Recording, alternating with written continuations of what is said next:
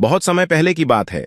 एक छोटे से गांव में, जहां चारों ओर हरे भरे पेड़, नीली नदियां और सुंदर पर्वत थे, वहां एक साधु रहा करते थे। उनका नाम था आचार्य धीरज।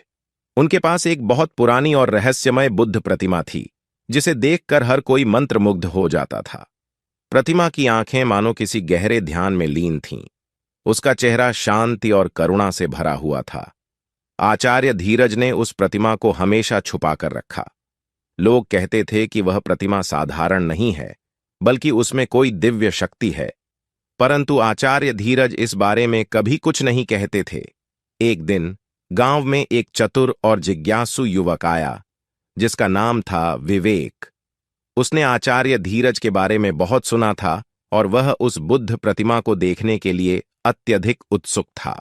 विवेक ने आचार्य धीरज से प्रतिमा दिखाने की विनती की। आचार्य धीरज ने उसे ध्यान से देखा और कहा, विवेक, इस प्रतिमा को देखने से पहले तुम्हें अपनी आत्मा को शुद्ध करना होगा। यह प्रतिमा उन्हीं को अपना रहस्य बताती है, जिनका हृदय निर्मल और मन शांति से भरा हो। विवेक ने वचन दिया कि वह मन, वचन और कर्म से शुद्ध रहेगा और प्रतिमा के दर्शन के लिए हर कठिनाई को सहर्ष स्वीकार करेगा। आचार्य धीरज ने उसे 1 महीने का समय दिया, जिसमें वह रोज सुबह जल्दी उठकर ध्यान करे, सत्य बोले और अपने कर्मों में सच्चाई और ईमानदारी का पालन करे। 1 महीना बीत गया। विवेक ने सभी नियमों का पालन किया और एक दिन आचार्य धीरज के पास पहुंचा। आचार्य धीरज ने उसे प्रतिमा के पास ले जाकर उसकी आंखें बंद करने को कहा।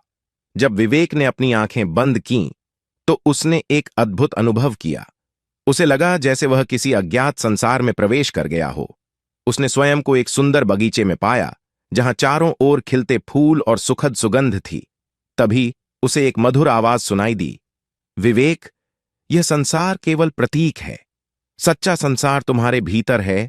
जो बाहर दिखता है वह केवल माया है। सच्ची शांति और आनंद को प्राप्त करने के लिए तुम्हें भीतर की ओर देखना होगा। विवेक ने अपनी आंखें खोलीं। वह अब प्रतिमा के सामने खड़ा था, लेकिन उसके मन में अब कोई जिज्ञासा नहीं थी। उसे समझ आ गया था कि बुद्ध की प्रतिमा का रहस्य केवल बाहरी नहीं, बल्कि आंतरिक था। उसने आचार्य धीरज को प्रणाम किया और कहा, गुरुदेव, मैं समझ गया हूं। सच्ची शांति और ज्ञान बाहर नहीं, बल्कि हमारे भीतर हैं।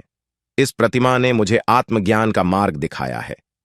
आचार्य धीरज मुस्कुराए और बोले, विवेक, तुम्हारी यात्रा अब शुरू हुई है।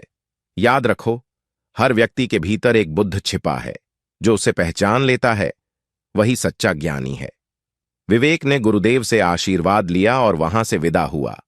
वह अब समझ चुका था कि सच्चे बुद्ध का दर्शन केवल मूर्ति में नहीं, बल्कि अपने हृदय में किया जा सकता है।